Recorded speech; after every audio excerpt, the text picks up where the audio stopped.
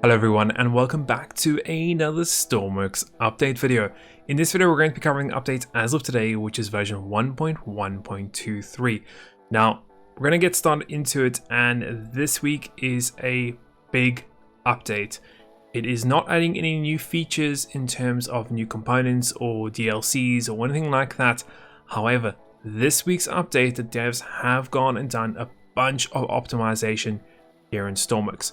Now, a couple of weeks ago, we had a Q&A where we were talking about some of the community's questions, and one of the questions came up was an option to possibly go and have a slider to adjust the physics quality setting here in game.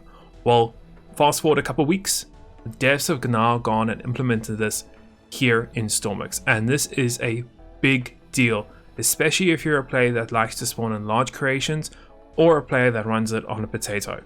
Now, let's have a look at this. So, for example, when we're playing around the Stormworks, when we're playing around with one or two vehicles, it's perfectly fine, especially if you're running on a medium to high spec PC.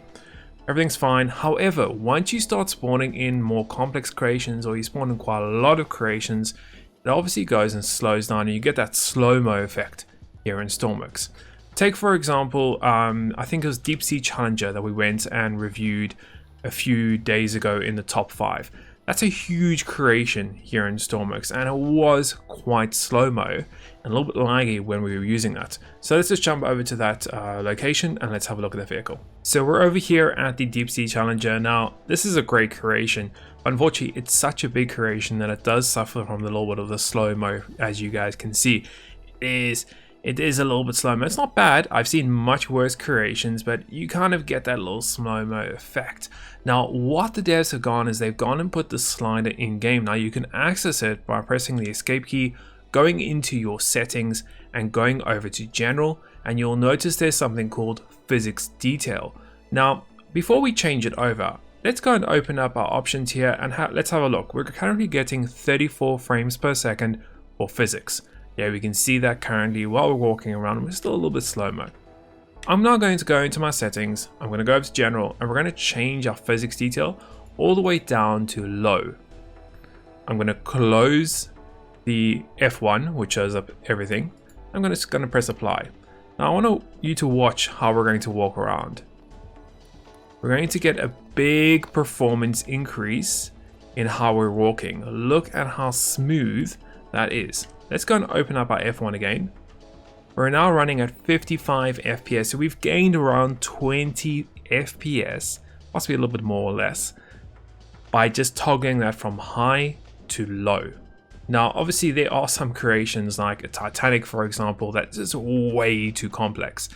But this is going to be a really, really useful setting, in my opinion, to when you want to spawn in your large creations, your large boats, your large, for example, this Deep Sea Challenger, and so on. Let's go and spawn in another creation, and let's go and jump and have a look at that. So I've just gone now and spawned in another large creation. Now this is a big supersized creation, and you can still see we're still getting that slow-mo effect when we're walking around and we're doing things. Obviously, once we're going to turn lights on and we turn all these other things on, it's even going to get worse. Now let's go and open our F1 menu again, and you can see currently we're getting around 50 FPS for our physics, which is not bad for a creation this size. If we were to go and open up our settings, and we can now go and scale the physics down to about low, let's go and see what the setting is going to be like for that now. We've now just gone and jumped up to around 57 FPS. So we haven't gained that much, but just have a feel in how much smoother it is to just walk around and do things here in Stormworks. So for me, this is a very, very big detail in terms of performance here in Stormworks.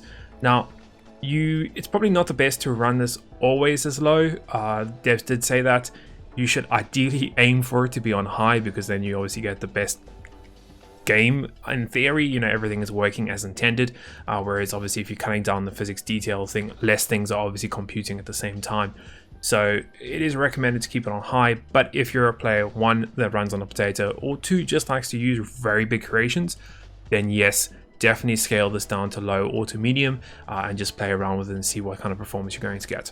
So that's the big first thing. Now the second thing that's come along this week is devs have also gone and added in some warning notifications that we're going to be getting in game.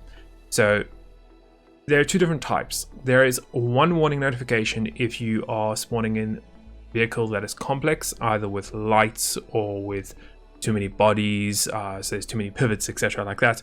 And there's another warning saying that the vehicle is actually being edited outside of the workbench, meaning that someone's edited something inside there, it's being designed maybe in a custom workbench, and so on. Now, I can illustrate that for you. So if we just go and open up our add-on editor, so for example, let's go and spawn in my LSD carrier, and let's go and see what happens. Now, this was built by myself. Back in the day when we used to mod, or we still do, mod the workbenches. So I'm gonna go and spawn that in, and let's see if we're getting any notifications from the game that we've gone and spawned this in. Now, obviously that was built using a custom workbench. So I'm presuming, yep, there we go. We've just got a whole bunch of warning errors. Red warning message saying that this was created with a modified version of the game, meaning a modded version of a workbench. And we also got one warnings there for, I think, bodies and also for lights. I could be wrong. But yeah, so a couple different warnings in game about that. Now, moving on to the third feature for this update, and that's going to be non-moving objects. Or objects that are not interacting with other physics entities are going to be run much better in terms of performance. So for example, a boat parked at the dock, or possibly your car parked here, or my tank parked inside the garage, or this vehicle just sitting here. It's not static, it's completely free floating. Because it's not interacting and it's not doing anything, there's a ton of less calculations that the system or the game actually has to compute and run through. So which means you are going to get better performance. Now, I've got three creations. I've got this one, which has got too many bodies and too many lights. I've got this one, which is XML edited, plus its lights, plus bodies, and I've got another creation over there. And we're running in low setting for our actual physics detail, and we're currently getting 58 FPS in terms of our physics, which is really, really good. For example, if we go back to how it was before and we would throw it up to full, let's go and have a look at that. And we're now down to 46. So we dropped quite a bit of physics, and obviously if we want to get into these vehicles, I think our physics would drop down a little bit more even then. So, you know, for me, not big of a deal sitting on 46 FPS, but once again, I am probably an exception to the rule because I have quite a very powerful computer, whereas other users don't. You know, if you have a little bit of medium spec or lower spec PC, this is a big thing. And there goes some of the AI planes. Is that?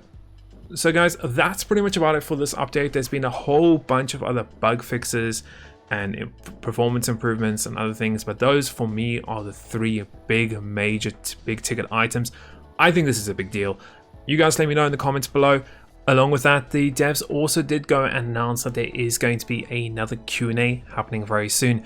They did go and post a link to go and submit your questions for the next Q&A, which is going to be coming up very shortly. I will obviously link that in the video description below, so you guys can go and ask your questions, and then we'll obviously post that once we've done the Q&A with the developers here in Stormworks. So guys, that's it for this week's update. I hope you have enjoyed it. If you have, smash that like button, hit that subscribe button, and remember to click the little bell icon if you don't want to miss any of my future content. And until the next one, we will see you then.